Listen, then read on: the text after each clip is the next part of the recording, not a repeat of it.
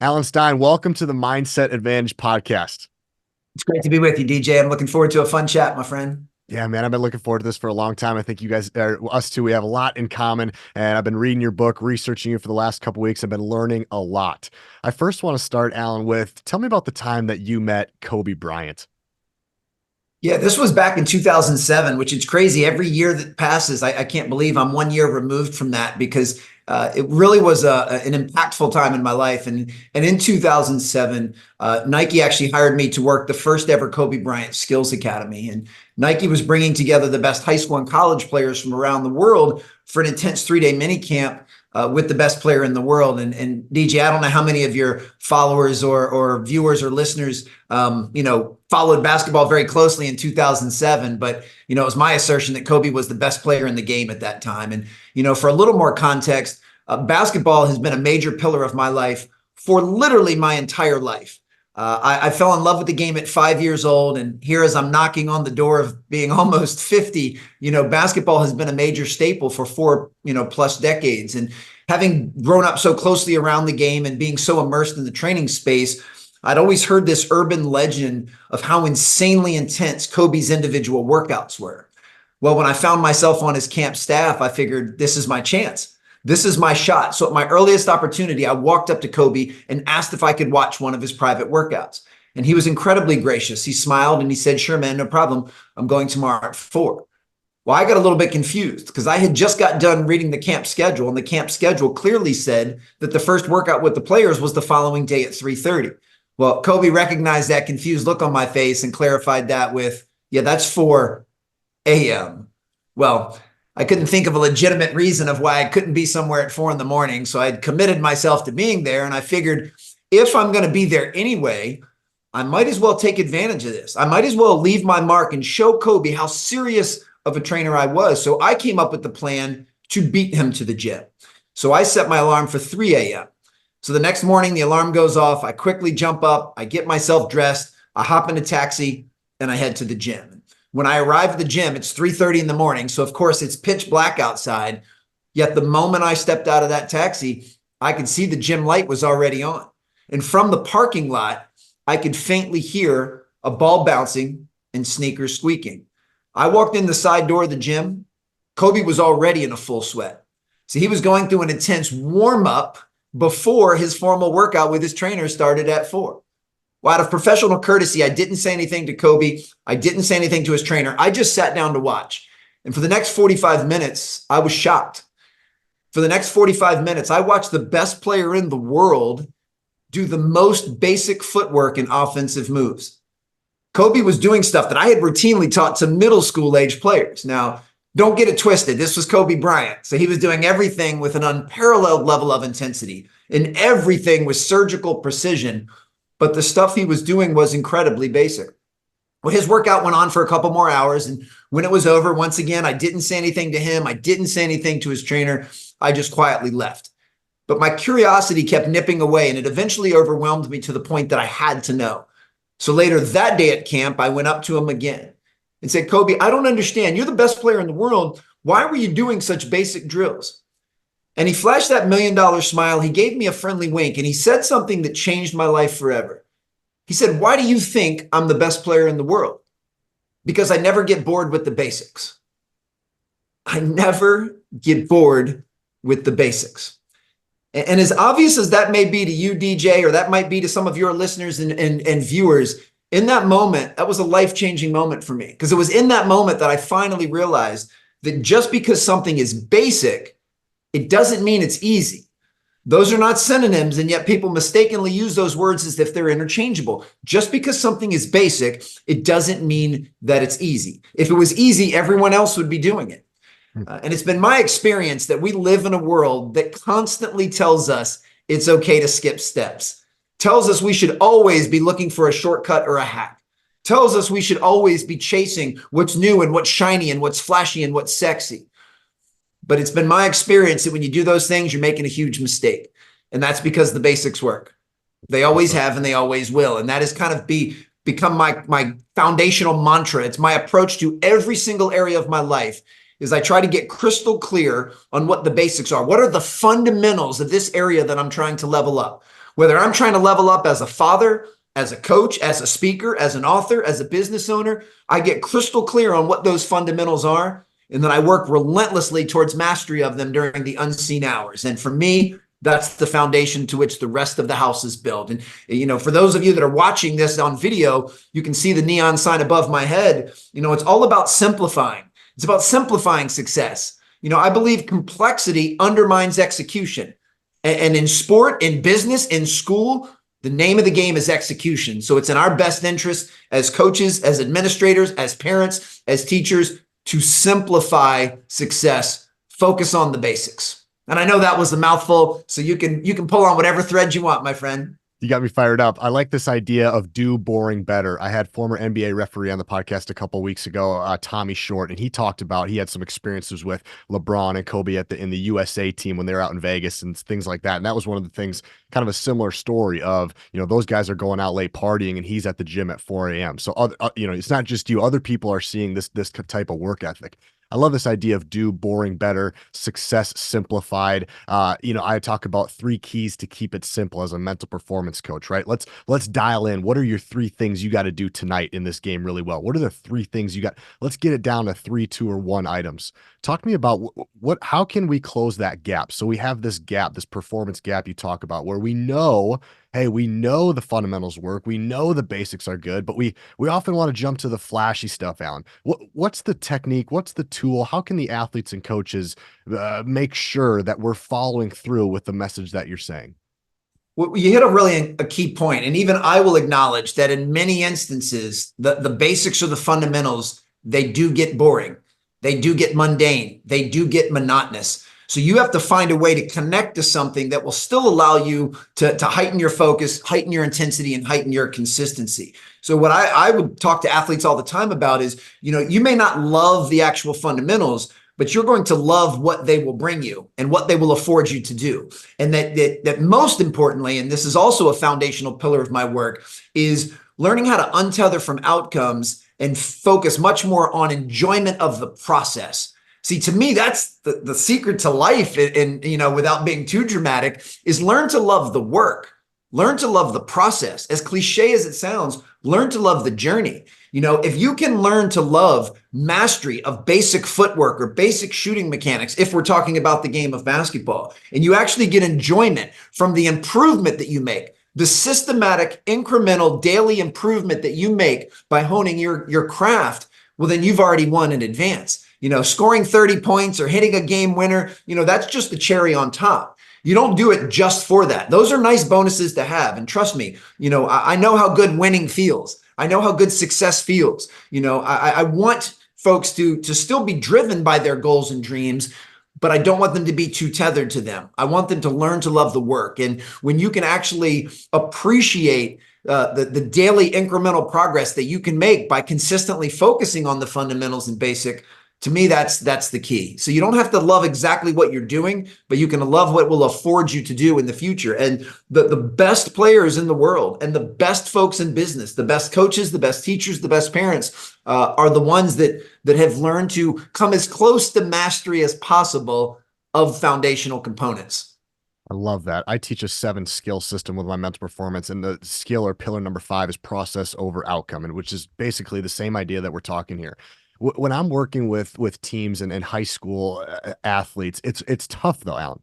It's tough for kids to get away from how many points per game they're scoring. And it's hard for the coaches to get away from their win-loss record because mostly, candidly, that's how they're judged. Are they going to come back next year or not? And most of it's going to come down to what's their win-loss. I want to just take it one step further with a guy like yourself who's been in this field for so long at a super high level. What are the action items? What's the message you speak to help people get away from points per game and get coaches away from the win-loss record? What does that look like? I think it's easier said than done, but I'd love to hear your process. Oh, it's way easier said than done. And you said something super insightful. No matter how much we preach processes and systems and doing the work, ultimately, especially in sport and honestly in business as well, we are judged by the actual outcomes. But what's important that I constantly preach is these things are not mutually exclusive. They're directly connected. If you actually want to score more points per game or you want to win more games, the best and most surefire way to do that is by drilling down on the fundamentals, is by getting better at your craft, is by being the best teammate that you're capable of, is by showing up for every practice, every workout, every film session as the best version of yourself, fully committed to maximizing your role and maximizing your contribution to everyone and everything around you. So ultimately, I'm not saying that outcomes aren't important. Outcomes are incredibly important. They're very important to me in every area of my life, but I don't focus on them. I focus on the process, system, and work that will give me the best chance to reach my outcome. Yeah, this is not, I know how important winning is, especially in sport as you get older. But the best way to win consistently is by doing the little things consistently, is by doing the work. It's process oriented. The players that tend to score more points are the players that tend to put in more reps during the unseen hours when no one else is watching. And I don't want to negate, the importance of talent, natural talent, and genetics. There's a whole collage of things that go into whether someone's going to be an elite basketball player, but we have to focus on the portions of those that we have control over, and how much work you put in during the unseen hours. How many shots you make when no one else is watching is a controllable factor. And that's what I want folks to focus on. And then when you do score 30, or you do hit the game-winning shot, or you do win the state championship, it's a byproduct of the work that was put in. It's not an accident, and it's not luck. It's not a birthright. It's a byproduct of that. So I fully acknowledge that wanting to score points, wanting to make the all-state team, wanting to win a state championship, all of those things are incredibly important, and they should help provide some motivation and some inspiration and some clarity on why you're going to put the work in the first place. But it's not the only thing that's important. That is just a byproduct of doing the work. One of the strategies that has worked really well for me, and a huge breakthrough on focusing on the process over the outcome for coaches and athletes, is coming up with in-game KPIs, I call them, key performance indicators. You talk about this from Queen's University. I think this is such a great case study, and if coaches out there listening, if you're not doing this, I highly, highly recommend, as a team consultant, this is probably the number 1 or 2 strategy for coaches to help install the idea of process over outcome. Can you talk a little bit about your experience with that case study and how you use it in your work? Absolutely. So Jay Billis from ESPN has been a longtime friend and mentor of mine, and Jay lives down in Charlotte. And about a decade ago, Jay decided to start up the Jay Billis Skills Academy as a way to really teach and preach fundamentals to aspiring college players. And because Jay lives in Charlotte, which is where Queen's University is located, the camp was housed at Queen's, which is a fantastic and phenomenal facility. So I've been able to work that camp for the last 10 years. And for the first several years that I worked that camp, I had a chance to spend a lot of time with Queen's then head coach, a gentleman named Bart Lundy, who's one of the finest coaches that I've ever met. And at that time, Queen's was one of the top Division II men's basketball programs in the country. I mean, at the Division II level, they were as good as most Division I programs. They were constantly churning out professional players. They were constantly making the Elite Eight and the Final Four in Division II. I mean, they were a very, very high-performing basketball program. And one of the things I found most interesting about Coach Lundy was his commitment to the process. So after going back and watching tons and tons of film, he ended up figuring out that there were 4 key basketball statistics that heavily dictated whether or not Queens would win the game. And, once again, for context, basketball is what's called a finite game. It has a very distinct start and stop. And we have all around the globe unanimously agreed that the team with the most points on the scoreboard when the final buzzer goes off is declared the winner. I mean, you might not like who wins, but it's not ambiguous as to who the winner is. Business and other areas of life are a little more esoteric and a little more evergreen. They're what's called an infinite game because you don't really have a distinct start or stop, and everybody defines winning in business slightly differently. But you'll see that this analogy, it applies to finite games, but it absolutely still applies to those playing infinite games. Well, anyway, Coach Lundy figured out with their style of play and their personnel that the 4 key statistics that heavily dictated whether they'd have the most points at the end of the game were as follows. Number 1 was turnover differential. Anyone that watches basketball knows that if your team has more possessions than your opponent, you have a better chance to win. Number 2 was offensive rebound differential. Obviously, if we can take more shots than our opponent, it'll give us a better chance to win. Number 3 were free throws attempted. At every level of basketball, the free throw is the highest percentage shot based on each possession. And if we can take more of those than our opponent, it would give us a better chance to win. And fourth, were three-pointers attempted. In college basketball, the three-pointer is a massive weapon. And if we can take more clean looks from three than our opponent, it'll give us a better chance to win. Well, Coach Lundy found that when his team came out on top in those four statistical categories, or KPIs as you called them, they won 97% of their games, which is, I mean, staggering. Absolutely staggering. I mean, I'm not an accountant or a statistics major, but even I know that 97% means you are almost unbeatable when you just do those four things. So this ties in brilliantly to this concept of process versus outcome. You know, obviously the outcome that Queens basketball wants is to win the game, is to have the most points, but that's not what they focus on. They focus on the measurable analytics and data points that will increase the chance that happens. And it's those four things. So Coach Lundy and his staff, they never talked about winning. They never talked about championships. They never talked about banners. They never talked about trophies. All they talked about were those four things.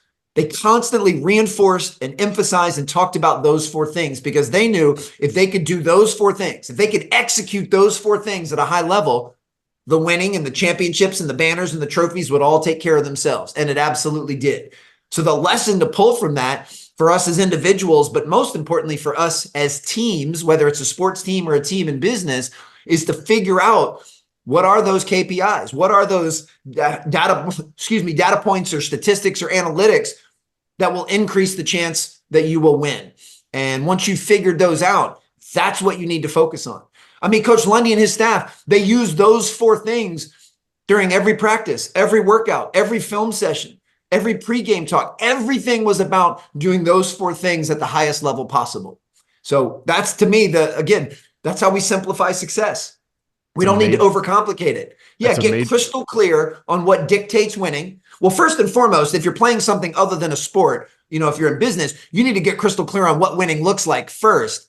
Then work back and say, what are the measurables that will increase the chance that we'll win? And then how do we focus on, reinforce, and emphasize those every single day? This is process over outcome, right? And it's not just basketball. Every sport has these KPIs. So football teams I work with, they got something different. And if you're a coach out there listening, you're like, man, this sounds great. I'm not sure what mine are. There's a lot of college coaches and professional coaches that have these down. So if you have somebody to reach out to or a camp, they have these numbers, or if not, look back at your own film. But one other thing, kind of a backdoor way that I like using this too, is some coaches, they might struggle with coming up with practice plans. I don't know what we need to work on now. I'm just not sure. Well, now I've given you the answers. We've given you the answers of, our free throw percentage is just really low. Okay, if that's showing up on the diagram, this is what we need to double down on in practice. So you're giving yourself kind of these answers. And I'm looking beyond sport too, Alan. I mean, I think there's some great pieces with relationships. Right? What are our four KPIs we got to do? We got to have a date night every week. We got to have a prayer every. What are the things we have to do to be the type of couple we want to be? What are the types of things we have to do to be the team that we want to be? What are the things we have to do to be the player that we want to be, etc.? It's crossing off these check marks a little bit to make sure that the process comes before the outcome. And then I think what happens well is once you start installing that as a coach, I'm getting a little bit fired up here because I love this stuff, but once you start installing that as a coach, the players start to recognize it. And then you start slowly eliminating the whole idea of everything is based on the scoreboard, right? It's just you're constantly putting it in their minds. We're focusing on these KPIs, whether it's 3, 4, 7, whatever it's going to be, but we're going to dial these in. And when we do it, we're probably going to win the game. Absolutely. Yeah, it just goes back to this simplification process. Now, notice I didn't say that Queens won 97% of their games. I said they won 97% of the games where they came out on top in those four things. Which means then after a loss, they can go back and look at why. And statistically, in their case, when they lost, it was most likely because 1 or 2 or 3 or 4 of those KPIs did not turn out in their favor. But now they know a reason. Now they know why they lost, which is incredibly important. You know, anytime we lose, we want to take a lesson from it. Let's figure out, why did we not get the outcome that we desired? Why did we not get the result that we were aiming for? Well, here it is. We did an offensive rebound very well. We didn't make our free throws, and we were a little selfish with the ball, and we didn't get a lot of open threes. Well, great. Now we have something to go back to the lab and work on. You know, now this week in practice, we're going to make sure that we focus on those areas. And I love that you brought up relationships. I mean, this is true literally in every area of our life. It's interesting to me that, especially from a relationship standpoint, most people tend to do this stuff intuitively in the beginning, in the courting process, when you're trying to gain someone's favor. And then after you've been with them, if we're talking about an intimate relationship, after you've been with them for a few years, then many people simply put on the cruise control and they stop doing the things that they did in the beginning of the relationship to keep it exciting, to keep it energized, to make sure that love was intact. And then they wonder why their relationship is struggling. So we have to stay focused on these things throughout. And as we get older, as we have more life experience, as we navigate this world, many of the outcomes that we desire will start to change. Many of the KPIs that we choose to focus on will start to change. So we need to also be in a constant state of recalibration. I'll turn 48. I don't know when this will release, but at the time of this recording, I'll turn 48 next week. So I'm knocking on the door at 50 years old. And you better believe that my desired outcomes have changed significantly from when I was 38, 28, 18. They've changed, and that's a good thing. So it's okay for your target to move. And to me, I think we should always be in a state of reflection and recalibration. But the key points that never change is get crystal clear on where you're trying to go and what you're trying to achieve. Be equally clear on what are the measurables and KPIs that will increase the chance you'll get that. And then work relentlessly, primarily during the unseen hours, to focus on the fundamentals of those KPIs. And that's the recipe. And that the cherry on top is, if you can learn, as I said earlier, learn to actually love that work. Learn to enjoy that part. For me as a professional keynote speaker, getting on stage in front of an audience, that's the reward.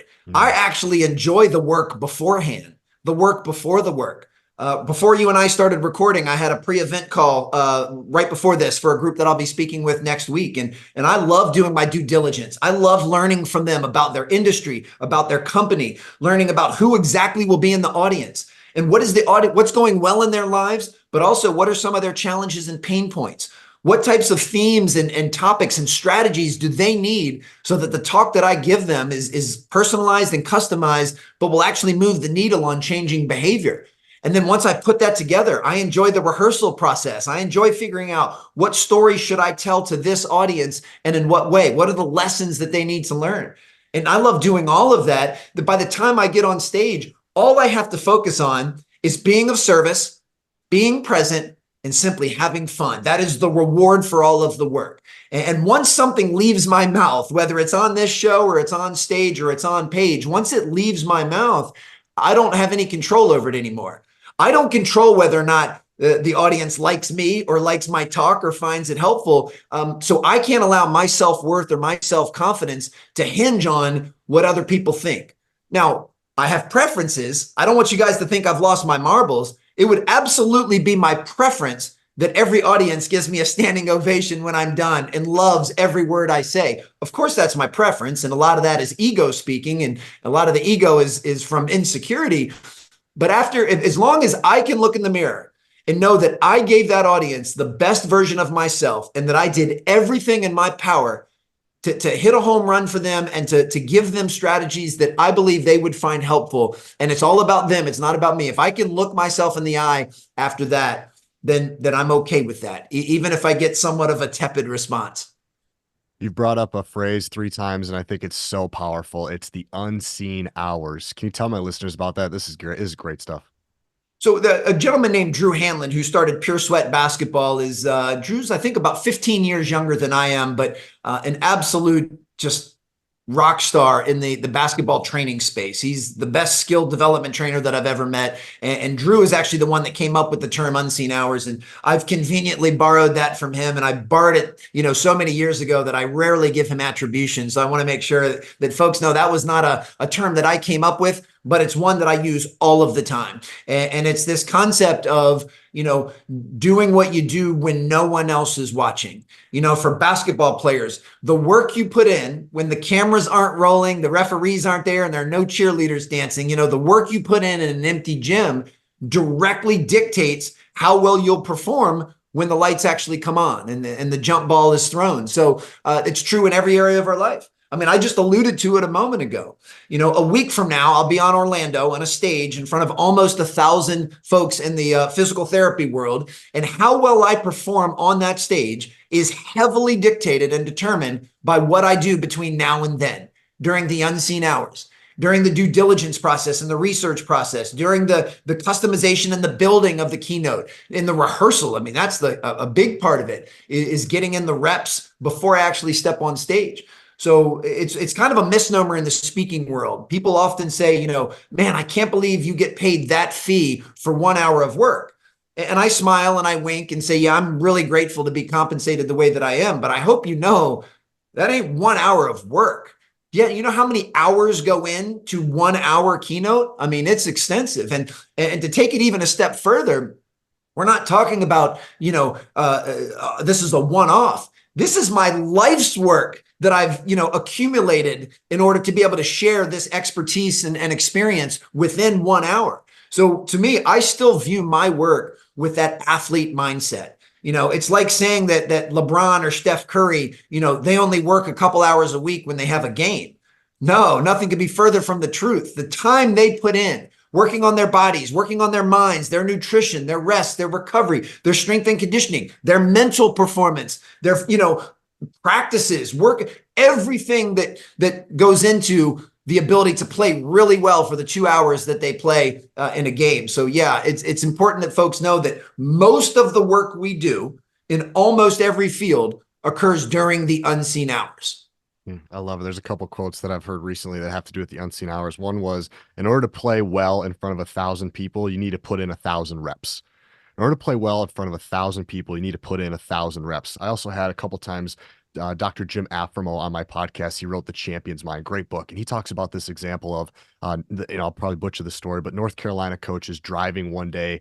He's driving home on a Sunday, and he sees one of his players in the distance practicing, and she's got hands on her knees, drenched in sweat, and it's just the middle of the day and a hot day.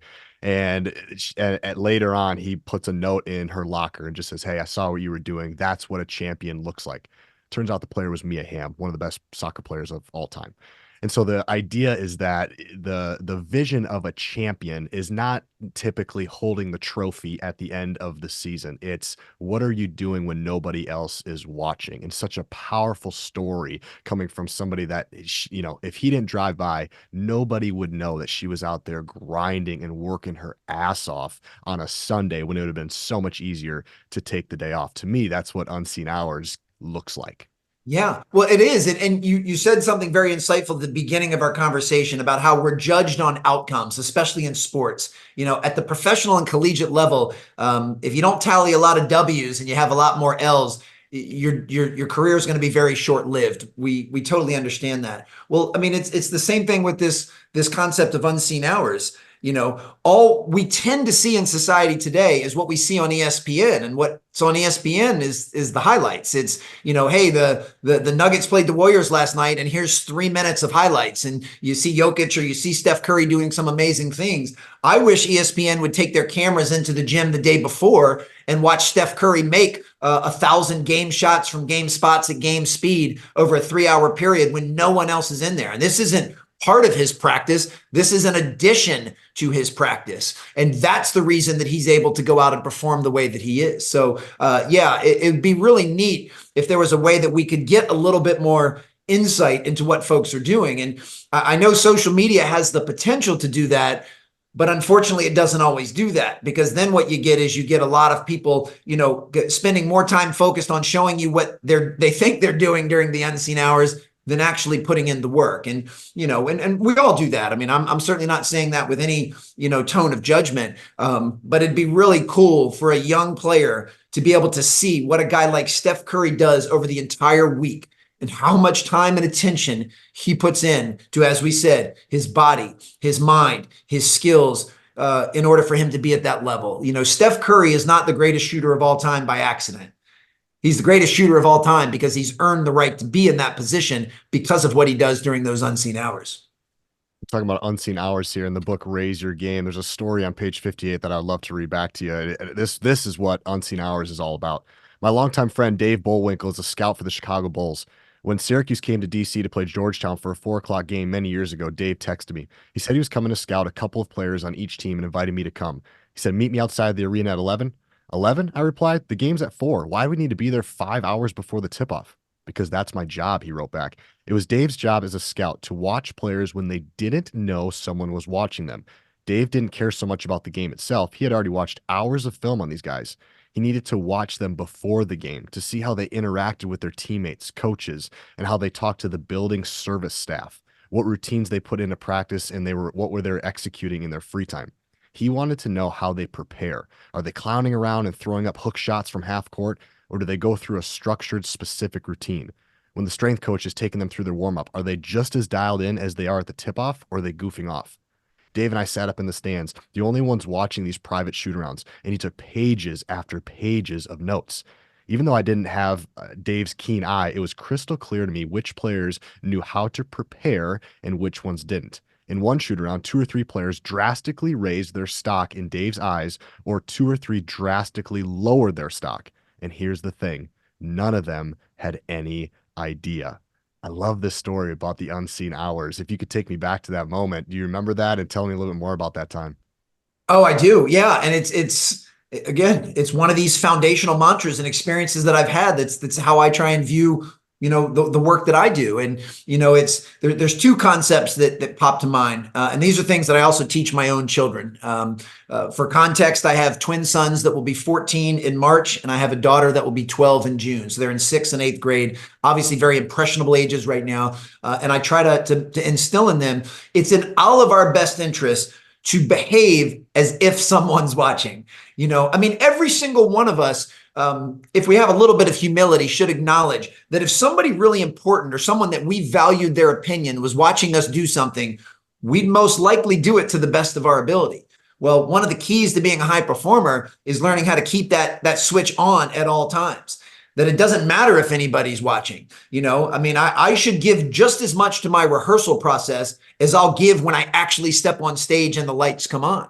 So you'll always behave as if somebody important is watching. So, this is a good rule of thumb also just for character in general. This is an area that I've absolutely grown and matured, and certainly far from perfect. And I'll go ahead and throw this disclaimer out now. Every single thing that I'm sharing right now, everything I share on page, everything I share on stage, I'm not coming from a place of mastery. These are all areas that I can continue to level up. But in overwhelming majority of these areas, I'm very proud of the improvement I've made. And one of the things that I really try and hold myself to a very high standard is I try not to say anything about someone that I would not say to their face. I try not to say anything about someone that I would not say to them if they were in the room. And this goes back to, just behave as if someone is always watching. Another concept that makes me think of is, and I would preach this to players all the time when I was in the basketball training space, is I always found there were 2 very distinctly different types of players before practice. There were the players that were waiting for practice to start, and there were the players that were preparing for practice to start. The players that were waiting for practice to start, if you're a high school team and your practice starts at 3 o'clock, at 2:45, they still got on their slides, they got on their headphones, they're scrolling through Instagram, they're sitting in the front row of the bleachers, they're like, I still got 15 minutes before coach blows the whistle. That's a player that's waiting for practice. Where on the other hand, you've got a player that says, well, practice starts in 15 minutes. I'm going to get laced up and start to get a little lather going. I'm going to start going through some form shooting or some stretching or some of my ball handling. I'm going to do some mental performance drills to make sure that I'm completely locked in and focused so that the moment coach blows the whistle, I am ready to compete. I am ready to contribute. I am bringing my best self forward.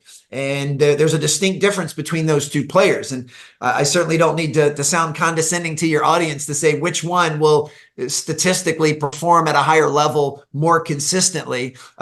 It's the group that prepares. And all of these, once again, are life lessons that people will learn. Even going back to the Coach Bullwinkle story, the players that were kind of goofing around, weren't dialed in, I'm by no means saying that they're bad people. I'm not saying they're not good basketball players. I'm just saying that in that moment, they weren't being the best versions of themselves, or they weren't as locked in as maybe they should be, in preparation for something of that magnitude. So none of this am I saying in judgment. And you better believe, as a former athlete myself, there were plenty of times that I was waiting for practice, plenty of times that I wasn't locked in and I was goofing off. So none of this is an admonishment to the people. It's just, if our goal is to perform at the highest level possible, then we have to be attuned and aware of all of these different moments. And we need to try to be the best version of ourselves as consistently as possible. Man, as a former athlete, I know exactly what you're talking about when you say prepare for practice or do you wait for practice. That's great. You start the book with talking about self-awareness, and I agree with you. I think self-awareness is the number one place where we need to start. We can't change that we're not aware of. And as a mental performance coach myself, that's what I like to do, is just first try to create some more awareness about, hey, what is mindset? Start asking better questions to create awareness. I'm curious, learning from you, Alan, how do you help instill self-awareness with athletes and maybe even coaches as well?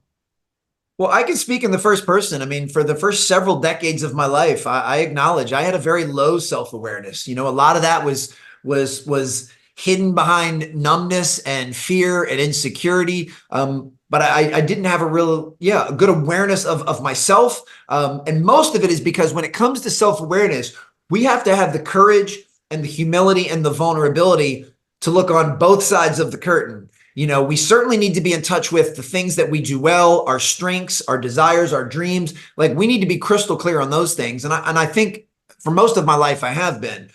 But a good portion of my life, I didn't have the courage or vulnerability to look on the other side and be able to acknowledge, what are my weaknesses, my biggest opportunities for growth? What are my biggest fears, my biggest insecurities? What are the things that I say and do consistently that are undermining my progress and things that are holding me back?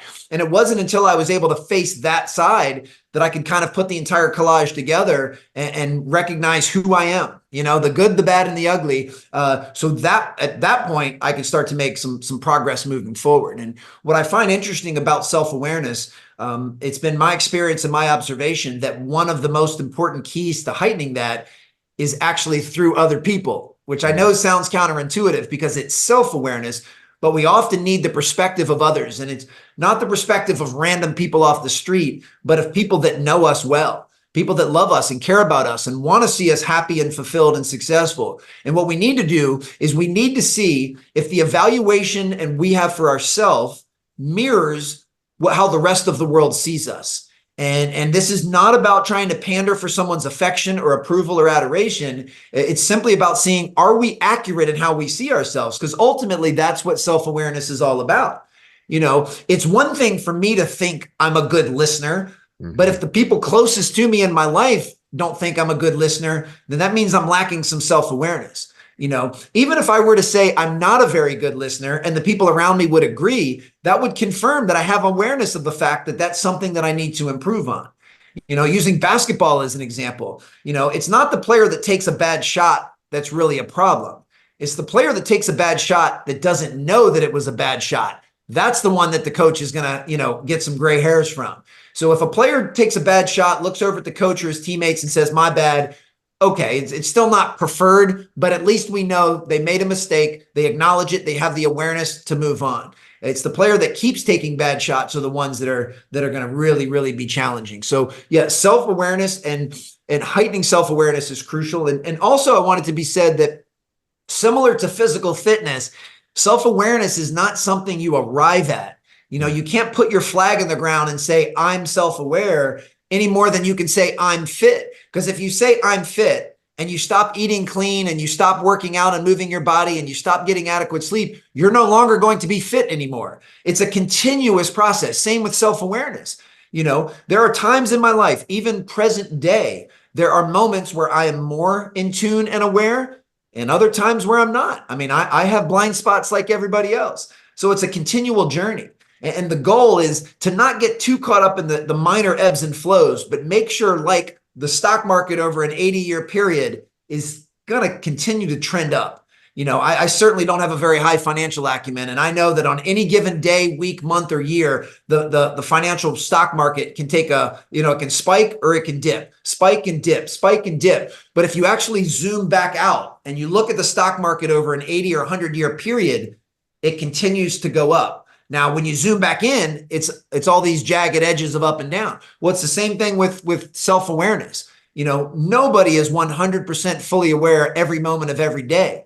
But can we make the general trend for me personally, can I be slightly more self-aware in 2024 than I was in 2023? And to me, that's the goal. And that's one of my driving forces in every area of my life. Can I systematically, incrementally get better in every area of my life from successive year to year? And I do believe that even though I'm knocking on the door of 48 years old, my best years are still in front of me. My highest performances are still in front of me. You know, anytime someone says, what's the best keynote you've ever given? I smile and wink and say the next one. You know, that's the goal, is to make the next thing I do the best I'm capable of. And if it's not, then I'll learn from it and use that information to hopefully make sure the next one is. So one of the themes you said earlier in your answer is being able to ask questions. And I'm so glad you said that, because that's where I like to start. The byline of the show is stay curious. On all my shirts, I have stay curious on the back. It's really a pivotal part of my life, my book, and my keynotes as well. And I just love this part of the book about staying curious. At the New York Times, Adam Bryant interviews successful CEOs for a living and studies them across all industries. The common denominator? Passionate curiosity, he wrote. We don't always see that side of them, he explained, because their public faces are those of cool, collected leaders. They have to be.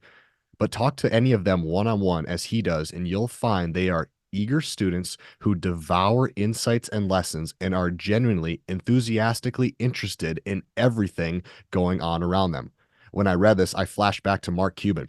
These are people at the top of their game, the absolute pinnacle, but they are still driven to know more. That's how they stay up there. Look at all the 21st century big ideas, and you'll find curious people at their core. Airbnb co-founder and CEO Brian Chesky, who turned a lark of an idea about sharing floor space and air mattresses into a $30 billion behemoth, is defined by everyone who knows him as having a near pathological curiosity and an obsession with constantly absorbing new information. And here's the key: he's still like that. Sarah Blakely, billionaire founder of Spanx, is the same way. When I see a problem, she told an interviewer, I just start asking questions. I'm looking for a gap. To me, that just hits, man. That's what I preach. That's the flag I try to fly, is curiosity, asking questions. We see it from some of the best. I like to say, get curious, not furious. Ask better questions. And I think that is one of the pivotal pieces of self-awareness. So if kids or coaches or anybody listening is like, I want to become more self-aware, ask more questions.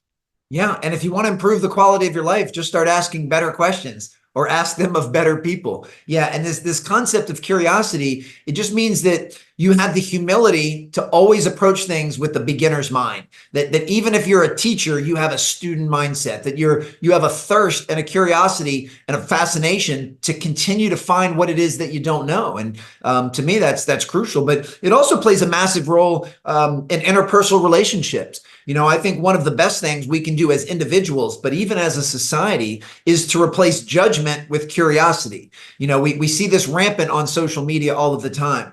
We as human beings, we tend to rush to make assumptions and judgments based off something someone says or does or posts, when we'd be much better off leaning in with curiosity. You know, let's say, you know, hypothetically, DJ, you and I fundamentally have an opposition in our perspective on something, whether it's religious or political or financial, it doesn't matter. If we view things differently, most people tend to immediately wall up and try to defend their point of view and make an assumption or a judgment about you and why you think what you think, when we'd be much better off leaning in with curiosity or fascination and saying, wow, you know, you and I view this one issue, on the exact opposite ends of the spectrum. I'm so curious why you believe what you believe. I'd love to learn why you feel the way that you feel. You know, I'd love to know what experiences you've had that have caused you to feel this way, or what materials you've read, watched, or listened to that have helped you form your opinion. I want to learn how another human being can see something as differently as you and I do. And when we lean in with that, it ends up being a connection point. First and foremost, I'm most likely going to learn something. And that doesn't mean I'm going to change my perspective. All that means is I'm staying open. And in almost every area of life, I would prefer to stay open than to staying closed. I'd rather stay curious than, as you said so brilliantly, than to be furious. And to me, curiosity, and it can be never ending. You know, nothing excites me more than I meet someone that's 20, 30, 40 years older than I am, and they still have this youthful exuberance and curiosity. They're still trying to figure stuff out. I mean, that is one of the biggest differences between the 48-year-old Alan and the 18 or even 28-year-old Alan. When I was 18, I thought I knew everything. Now at 48, not only do I realize how much I didn't know when I was 18, I also acknowledge how much I still need to learn at 48.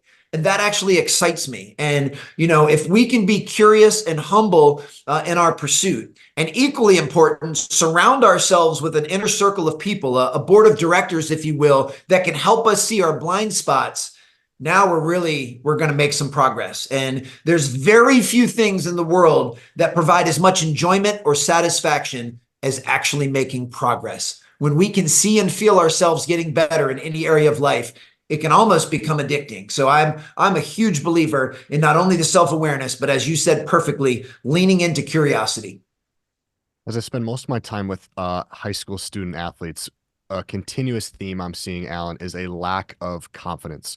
When I ask students, what's the one thing holding you back from being the type of player that you want to be? Confidence comes up more than any other topic. And when I get experts like you on the show who's been around some of the most confident people in the world and some of the best athletes in the world, I like to just hear from different people and be curious about, in your opinion, what makes Kobe Bryant so confident? What makes Kevin Durant so confident? Steph Curry so confident? Obviously, there's a skill component. And I think beyond that, there's a preparation component. Like Kobe's probably super confident because he prepares better than anybody. He prepared better than anybody else on the planet.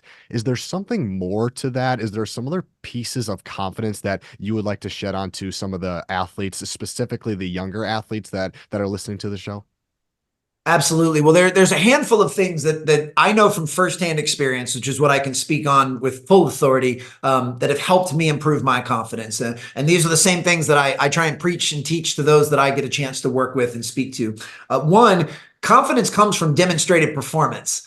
When we show competence in something, our confidence goes up. So part of it is the reason a Kobe Bryant or a Kevin Durant or a Steph Curry is so confident is they've put in the work, as we've talked about incessantly during the unseen hours. They've seen the ball go through the basket thousands and thousands and thousands of times every single week during the unseen hours. So they know that they're capable of that. So for the rest of us, we need to try to put ourselves in positions that we can demonstrate performance, and that's where we have to be willing to walk before we jog and jog before we run and run before we sprint, because if you try to throw yourselves into the deep end of the pool before you can swim, that can actually start to erode your confidence. Now, there is a time and a place for that full immersion, but generally speaking, it's important that we incrementally level up our ability to demonstrate performance and to show competence. And, for a lot of players, they're able to show that competence and demonstrated performance in workouts and practice. And then there's a slight disconnect when they get in the game. I'm a great shooter in practice, but I don't feel like I'm a great shooter in the game. And I'll assert that 99% of that has to do with the mental, has nothing to do with the physical. It's the roadblocks and the barriers that are preventing them from doing that. Which leads me to my next key. Confidence comes from the little voice in our head. It comes from our self-talk. I believe that the most important things we say in this world are the things we say silently to ourselves, even more important than what we'd ever say to anyone else. And we need to make sure that we talk to ourselves in a very empowering way. That I understand that self-judgment and self-criticism can often be par for the course with high performers, but we need to learn to talk to ourselves with some empathy and some compassion. We need to talk to ourselves the same way we would talk to a good friend or a loved one.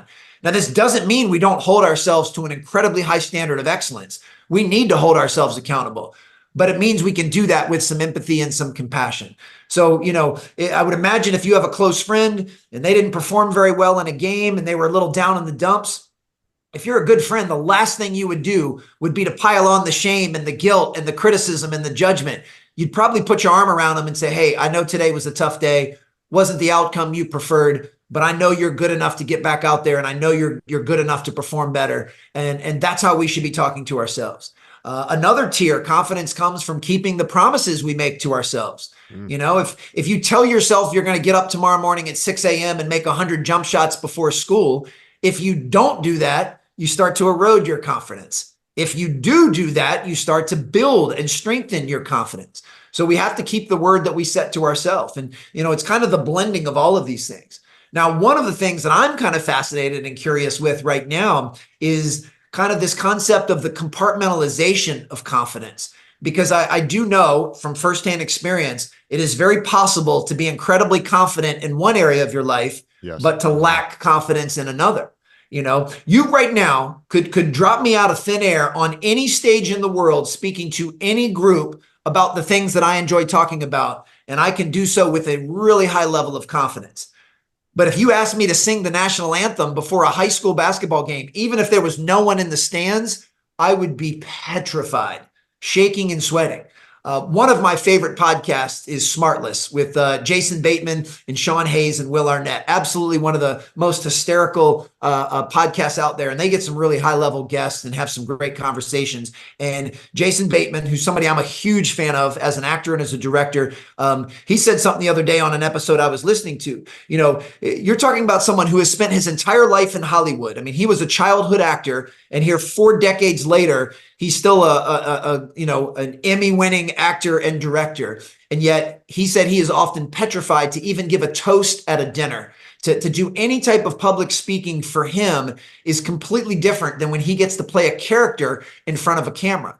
And I thought that was interesting. I mean, he's one of the most polished and decorated and confident actors of my generation, yet he'd have trouble giving a toast at a dinner party with 10 friends.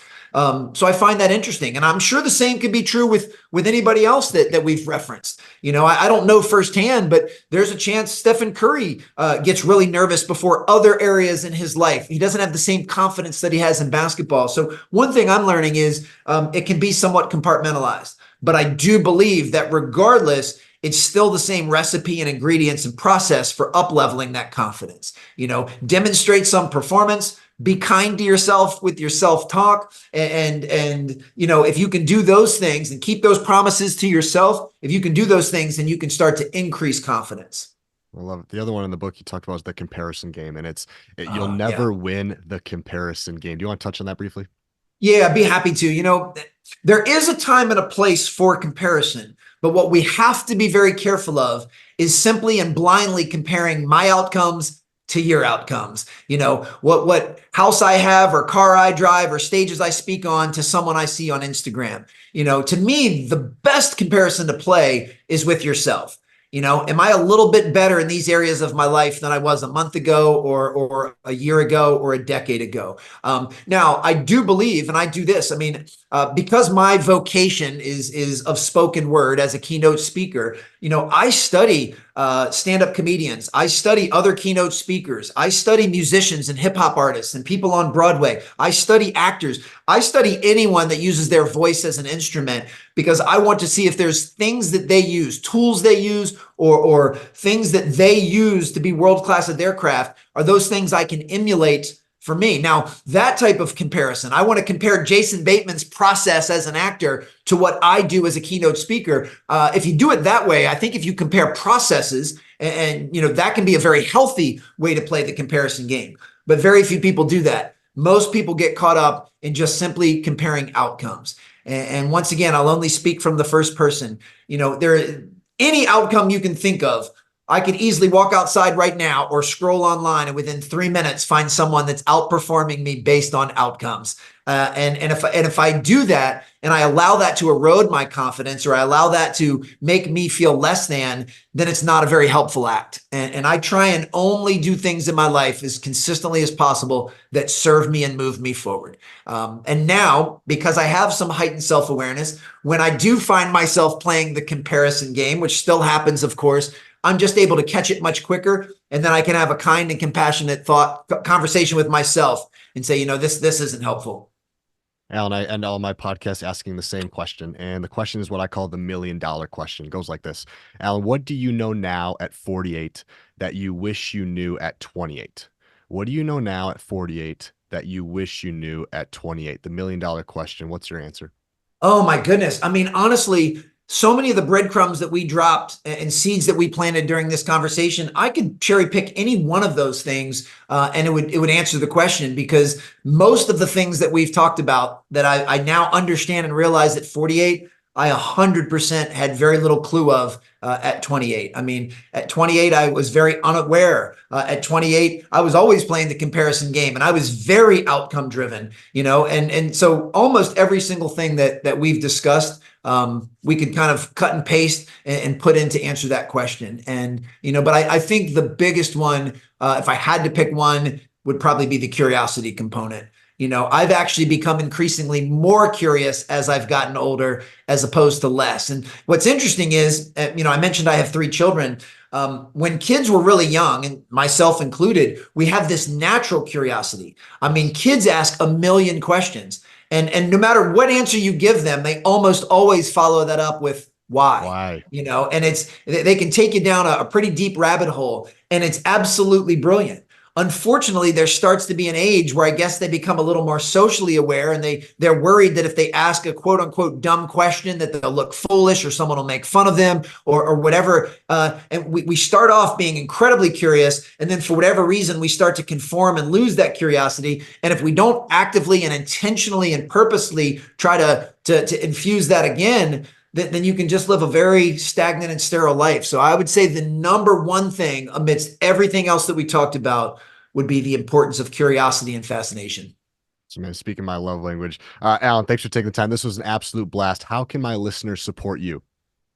Oh, this was a lot of fun for me too. You ask amazing questions, great conversation. I love the excerpts that you pulled out of the book. For me, my main hub is my website, which is just alansteinjr.com.